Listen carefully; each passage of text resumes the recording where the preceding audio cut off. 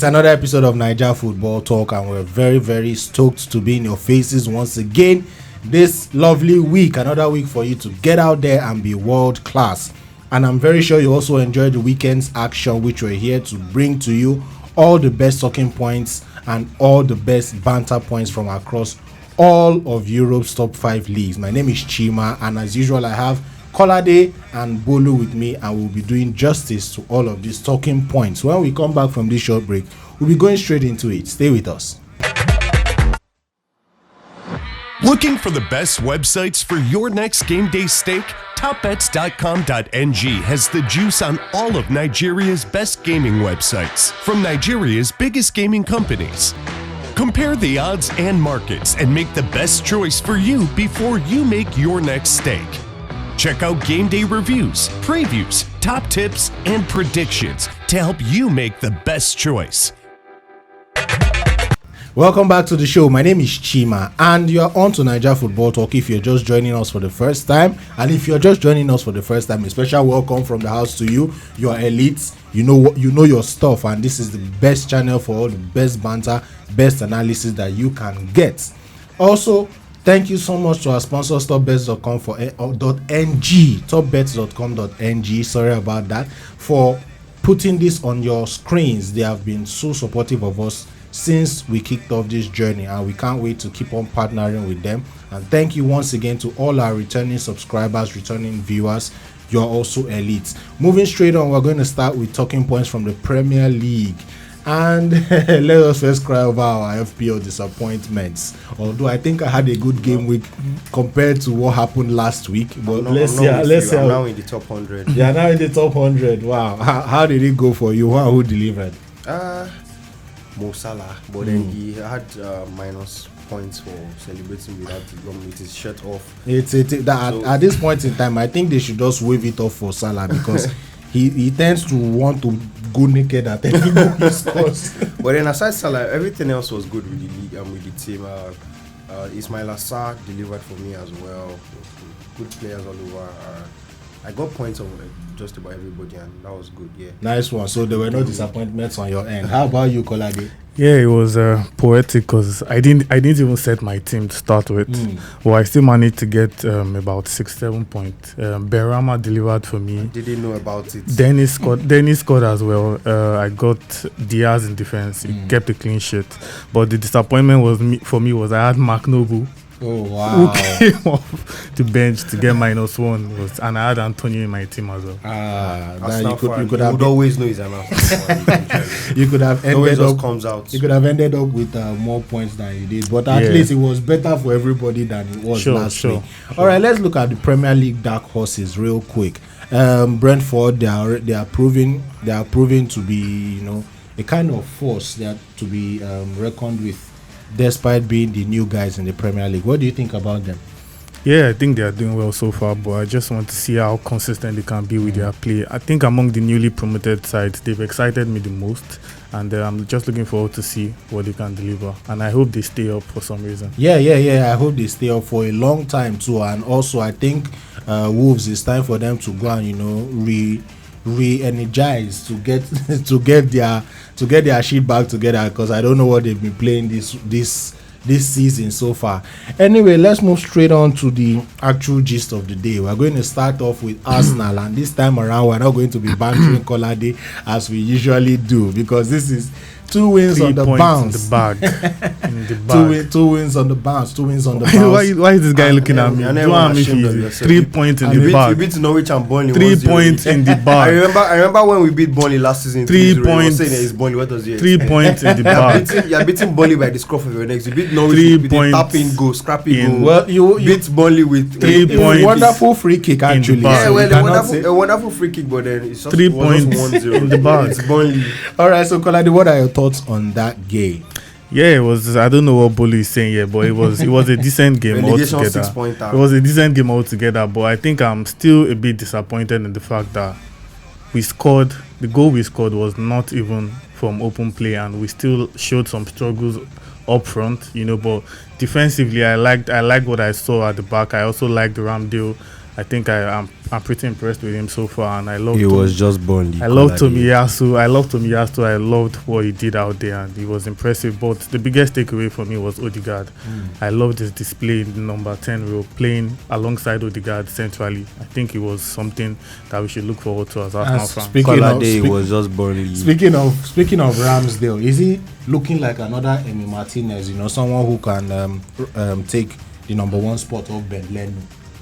Well, so far, I would say pretty much, because if you look at Emi Martinez kept Leno out because of an injury. But this is different because Leno is fit, but Arteta is choosing to stick with Ramsdale. And I think the numbers don't lie. Ramsdale has played 3 games now and he has kept 3 clean sheets. He also has more command of his box. He's communicating more with his defenders, which is something Leno didn't do.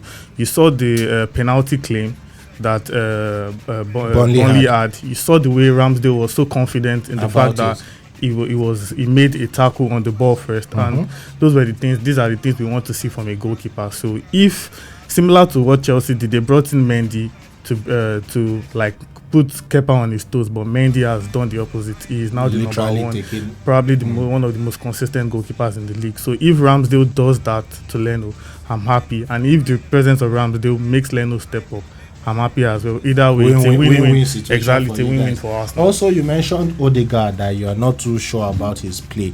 Yeah. I actually think his pairing with Smith Rowe in the midfield is actually the problem. So, do you think if he's paired with someone else, or maybe there's a Lokonga, there's a Partey, playing with Odegaard as the 10 or the 8? That something may come out of that kind of. No, I honestly don't think I agree with you. Okay. Odegaard and Smith Rowe, 2 of them are central players. They are both good playing from the center. And if you notice, last season when Odegaard was on loan, Smith Rowe had to be pushed to the wide to accommodate Odegaard playing centrally. But this time around, Arteta chose to experiment and he put 2 of them playing centrally. Smith Rowe was allowed to roam further up, while Odegaard played deeper. And with Partey at the base of the midfield, he allowed it was a good balance. So I'm happy to see this partnership blossom forward. So far so good. It's not been doing well. It's not been going. They just start experimenting. They will get better with time. All right. So Bolu, let's just be objective right about now. You've been saying it's just Burnley. Last week we also saying Norwich as well. Just Norwich. But let's just be objective right now. Do you think that Arsenal have actually waking up, or they have actually woken up rather, or do you think it's, like you said, just Burnley? Well, to be fair to them, they didn't have their full squad with them at the start of the season. So, and it looks like they're beginning to all train together, play together, work hard together, and they're getting their, to be very fair, they're getting a gritty win, which is just what you need at this stage of the season, just to get the 3 points on the board. And so far so good. They're getting their confidence back. Now the real test is in North London Derby next weekend to see if they can actually get it done. Well, their problems, they still have creativity issues, and Tottenham are playing with so much defensive solidity this season so far, and Arsenal have to do so much more to break this Tottenham team. So I'm really looking forward to it's going to be a cracker of a match, if I do say so myself. All right, let's move on to Manchester United, where Messi Lingard finally came through. Don't disrespect Messi like that, please. Came through for the Red Devils. So at this point in time, will it be disrespectful, or do you, I don't know, for a lack of a better word, for Lingard to get a starting place ahead of the other more established strikers or forwards right now in the team, Pulu? I think he does deserve a start. He has had an eventful couple last few games, and right now he's proving himself. He has proven himself ahead of Martial. Martial at the starting line this season, he didn't impress. Sancho hasn't found his feet yet.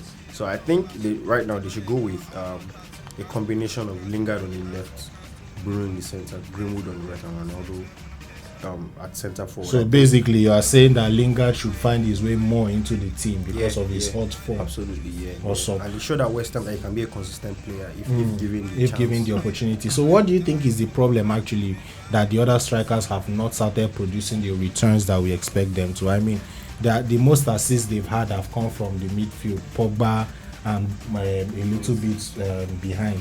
None of the forwards have even provided as much as an assist. Only Greenwood actually has turned in good performances. So what do you think is the problem? Yeah, let's not forget it's just the start of the season. It's 5 games into yes, the 5 games by this time everybody should know what they are doing. It's 5 games this season, and we know that Manchester United have always had Rashford, they've always had Martial, all these guys. Rashford has not even played a minute yet. Martial has not found himself. He had a long injury at the end of last season. He has not found himself. Well, he ever found? Well, we know that we know Martial. We know who Martial is, but then we know that this is not a fit Martial. Let's be honest with ourselves. So I think with time they would all find their feet. They would all get. Now we're getting to that period where there are games every 3 days. There are cup games midweek. There are Premier League games at the weekend. So everyone will get minutes. You know, they would get their fitness. Everybody will get minutes if your name is not Donny van de Beek, unfortunately. Exactly. Let's talk about Manchester United being title contenders, Kolade. Yes or no? I will say this time and time over no, because I mean if you give a Ferrari to someone who just started learning how to drive, it will obviously crash. If you give a Ferrari to a professional bike rider, exactly, it won't work out, and that's Ole in this case. Man U is a Ferrari right now. Yeah, they are a Ferrari squad, but Ole cannot manage it. It's not good enough. It's not good enough. I'm sorry. Well, let's see what happens. A lot of fans are of the opinion that the arrival of Ronaldo is finally going to spell the end for Ole Gunnar Solskjaer at the helm of affairs with Manchester United. But it's just 5 game weeks in, and let's see what's going to happen. Moving straight on, German excellence, Tuchel and Klopp. They've been tearing up the Premier League. Basically, their teams have been on par. Their teams have been winning by the same score line. In fact, when they both met, they cancelled out each other with a goal each, and they've been going on and on. Amazing defensive performances, amazing attacking performances, and so far so good. It's been German excellence tearing up the Premier League. Bolo, I know you have your own biases already as a Chelsea fan, but are you worried about Liverpool? Are you worried about Klopp's team? To be honest, I look at it as when you go and get stuff, when we get into the business part of the season, the depth in the squad will show. It will have to show eventually at some point. And I think we have more quality in our squad. We have more options. We have more tactical. Tuchel has more tactical aces up his sleeve. We have different shapes where we can play in and get the points. So I think that would tell eventually. And I just think, and as well, we shouldn't forget that in January, Mane, Salah, and Keita will be going for AFCON. And that would be a very, very key point in the season. That January, we know how tough it always gets in January and how intense it is. So I think Liverpool might lose some ground at that point. Hopefully, they might lose some ground, and it might just, that wobble might just be key. So it's safe to say that you are not too worried, but you're a bit wary about. No, of course, you always have to be worried. You always have to give Liverpool their respect. They can always have this crazy powers of recovery. Interesting. So they can always be there, but I just don't think in the long run you don't think they'll be able to last. I think we have more quality. So Kolade, Klopp has been doing this thing for the past 3-4 seasons, if I'm not mistaken. Same setup, same style, same formation, high with press, high attacking with the same players. Why and how has it been this effective, even though a lot of people know that this is what we should expect from Klopp's teams? Yeah, I think it's pretty much discipline. Discipline in the players, and in the sense that Liverpool's core came at the time where all the players, they grew into their peaks at Liverpool. Look at Salah, look at Robertson, look at Trent. They all grew into their strong seasons, and this is why these guys, they continue to get better with each passing season. And when I look further at Liverpool, the reason they continue to maintain their style of play is their transfer activity. If you look at Liverpool compared to other, I think they are the most prudent in their signings. They don't just sign, they sign someone that either replaces a quality that left or someone that backs up or a trait that they already have. You look at Jota was a like for Firmino. Yes, it was a like for like replacement. Someone that, for instance, Bulu mentioned Salah, Mane and Keita moving forward. I already see Jota playing a major role in January. Let's not forget that this season Firmino has struggled with injury, so we've not seen much of him. When Salah and Mane goes again, Firmino will step in. So they don't have the squad depth, just like Bulu said. I agree. They don't have the quality in squad depth rather, but I think they pretty much have a like-for-like player that can cover each situation, and that's why their style is effective. That's why their style is effective, and we're also looking at the possibility of them challenging once again alongside Chelsea, challenging Pep Guardiola's Manchester City for the title this season. Manchester City, Manchester United. Please always mention them. Okay, Manchester United, treble favorites. Yes, the treble favorites. Even though Manchester City have been stop-start this season, but it's Pep Guardiola. We can't just write him off just yet. And it promises to be a cracker of a season. So far, so good. Game week 5 of the Premier League was very interesting. If you missed any of the games, go and watch the highlights, and I'm sure you'll be very, very sad as to why you missed the games. When we come back from this short break, we'll be looking a little bit into action from other leagues across Europe. Stay with us. Looking for the best websites for your next game day stake?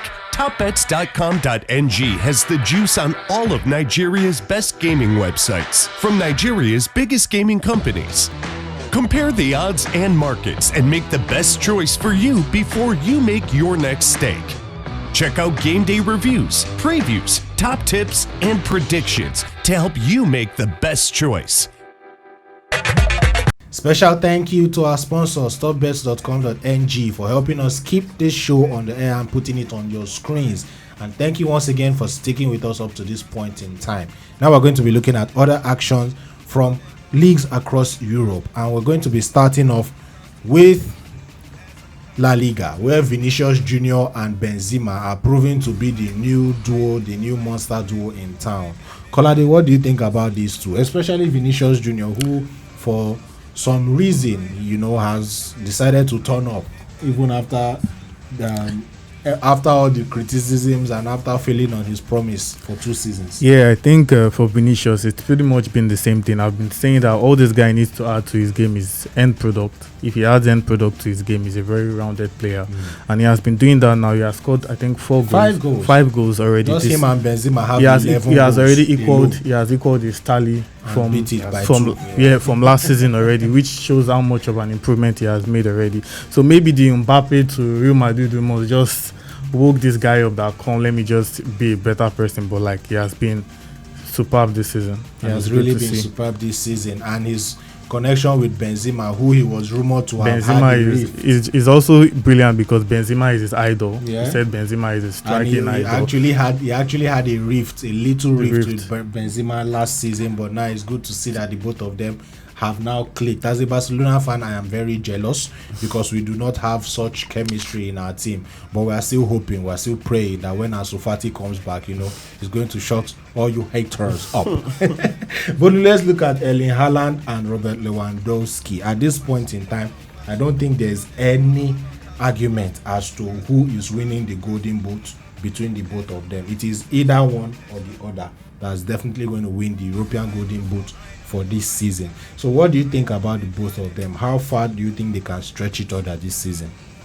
Wow, it's been an incredible fight already so far. Lewandowski has scored in every game for club and country. And Erling Haaland is replying with braces every week. Yeah. Haaland has said that he's not happy with his goal ratio, that he should have more games than goals.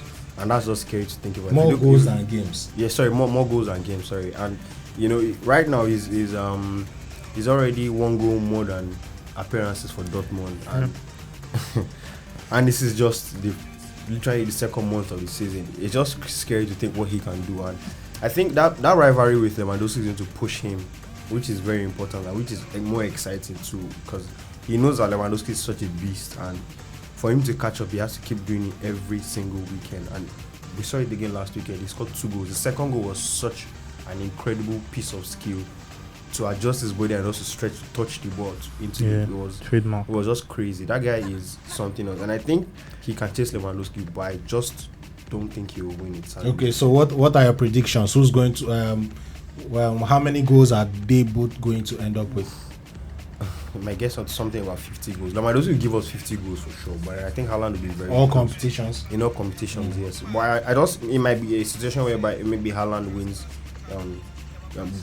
Gets the most goals in the Champions League, and then Lewandowski wins the Bundesliga. Awesome. All right, Kolade, Juventus, they are in relegation spots after 5 games in the Serie A. At this point in time, I think everybody can now drop their Ronaldo agenda if you had one, because Juventus have proven to be shit right now, even though they have Max Allegri back at the helm. So, Kolade, what's your take on this? Just as an Arsenal fan that was once in the relegation zone as well. Juventus fans, don't worry. Juventus fans, don't worry. They will obviously come up. It's just they are struggling all over the pitch, not just on the pitch. And it's but Juve. It's Juve. It's more or less. They are like bet right. They will obviously come back up. But the question is looking. Yeah, the question is by the time they come up, will they be able to meet up with the likes of Inter and Co? I doubt that, but like I still think they will be in the top 4 as usual. The dominance of the Milan clubs is back, because even AC Milan is playing some good football this season. I already said the last season that this Serie A title is staying in Milan. It's staying in Milan again.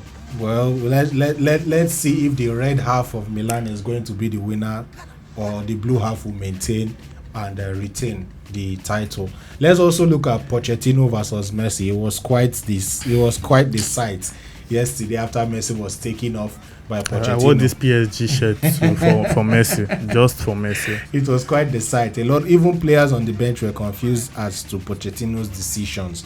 And what did you think about it, Bolu? Do you think do you want to believe in the coach, or do you feel that there was something wrong with that substitution, even though they ended up winning?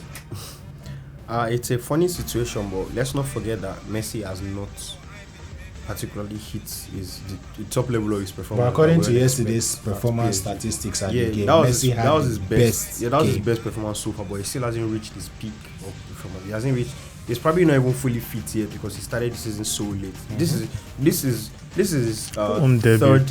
Yeah, that was his home debut and his third appearance for PSG, and those are his only minutes this season since winning Copa America. So you need to give him time to get to the pace of a new league. He has never changed league in his life. He has never had to play for another club. So it might take a while. He's human as well, so it might take a while. We literally could just hear that Messi scores a goal in the next game, score a hat-trick or something. So it's just a minor blip. He would always score again. That's very sure. Awesome.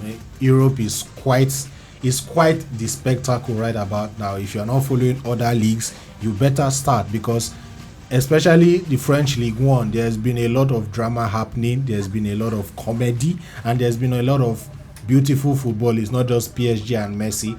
Jose Mourinho is also tearing things up in the Italian Serie A with Roma, even though they lost their last match. But it was actually quite the sight. It was end to end. Yes, his first loss. It was end to end. Verona getting the first goal, they equalized, and it was going back and forth until it ended up in favor of Verona. It's quite an interesting season all round, from the Premier League down to even the Portuguese league. And if you're a good football fan, you will try as much as possible to follow all these leagues. Thank you so much for staying with us up to this point in time. When we come back from this short break, we'll be wrapping up the show. And that's all we have for you on this week's episode of Naija Football Talk. Thank you so much for staying with us. Thank you to our sponsors, stopbets.com.ng. Make sure you check them out before you make your next take, so that you can smile to the bank with your friends when everybody is balling and cashing out. Thank you so much for staying with us, and thank you for subscribing. Thank you for sharing our content, and please continue to do so that we can hit the 2K mark. You've been doing awesomely well. You've been doing amazingly well, and we really, really appreciate you for that. Please follow us on our social media platforms, Twitter and Instagram, especially on Instagram, where we have a new series, Naija Ballers, focusing on Nigerian players abroad. Trust me, it's something you're not going to want to miss. And until we come your way with another beautiful episode of Naija Football Talk, from myself, Kolade, and Bolu, stay jiggy.